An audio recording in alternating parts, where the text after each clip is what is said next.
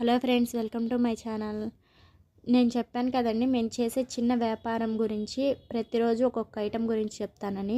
నేను తాలింపు ఎలా పోయాలి, ఏ కొలతతో పోయాలి చెప్పాను కదా. ఇవాళ నేను జీర చెప్తున్నాను.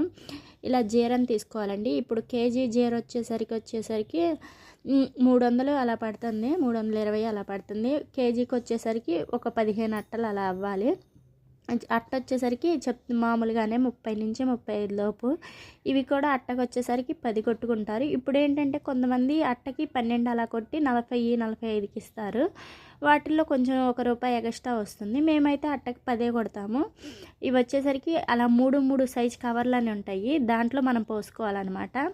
అలా కొలత ప్రకారం పోసుకోవాలి. కేజీకి వచ్చేసరికి చెప్పాను కదండి, ఒక 15 అట్లు అలా అవ్వాలి. అలా పోసుకొని పక్కన పెట్టుకోవాలి మనము. అలా నేనైతే రోజుకి ఎన్ని అట్టలు అవసరమో అంతవరకే పోస్తాను.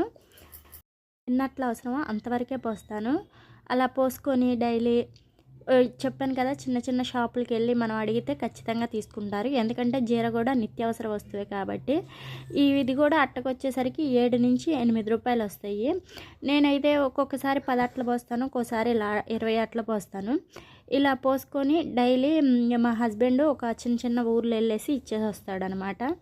ఇలా ఒకే ఐటెం కాకుండా దగ్గర ఒక 20 రకాల అలా ఐటమ్స్ తీసుకెళ్తే మనకి అట్టలు అనేవి ₹1 లాభం అనేది కనబడుతుంది అనమాట.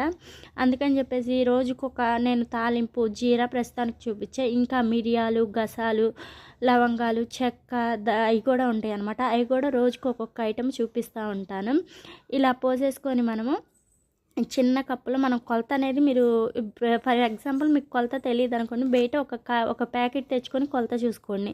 అప్పుడు మీరు పోసుకోవచ్చు, మీకు ఇబ్బంది లేకుండా ఉండిద్ది అనమాట. ఇలా మొత్తం పోసేసుకున్న తర్వాత మనము సీలింగ్ వేసుకోవాలి. సీలింగ్ క్యాండిల్ మీద కన్నా ఇలా సీలర్ మీద అయితే చాలా బాగా పనిచేస్తుంది.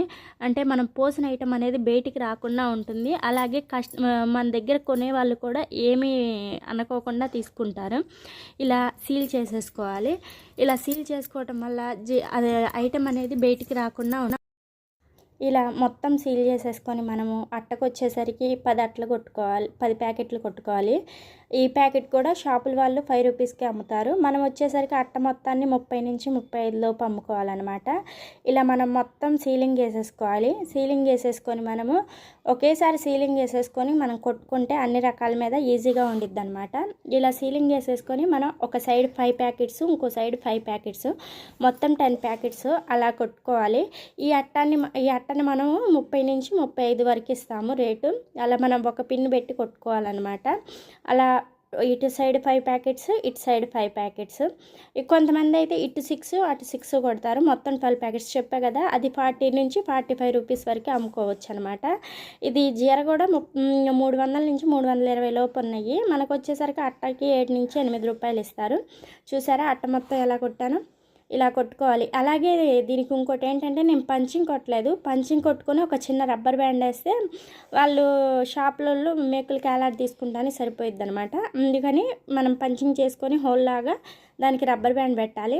ఇలాగే నేను రోజుకు ఒక వీడియో పెడతాను. ప్రస్తుతానికి నేను తాలింపు జీలకర్ర పెట్టాను కదా, మిగతా ఐటమ్స్ కూడా పెడతాను. అలాగే ఇంకా చిన్న మేము చేసేవి కానీ మేము ఏమేమి వేస్తామో అవి కూడా పెడతాను. ఇంతవరకు ఎవరైతే మన ఛానల్ని సబ్స్క్రైబ్ చేసుకోలేదో వాళ్ళు సబ్స్క్రైబ్ చేసుకోండి. అలాగే ఒక చిన్న లైక్ కూడా ఇచ్చేయండి. అలాగే ఈ వ్యాపారం గురించి మరికొందరికి తెలిసేలాగా షేర్ కూడా చేయండి. చూసారు కదా, ఇలా కొట్టుకోవాలన్నమాట. అటు సైడు ఇటు సైడ్ ఇలా కొట్టేసుకోవాలి. డైలీ నేనైతే ఒక 10 నుంచి 20 లోపు చేస్తాను.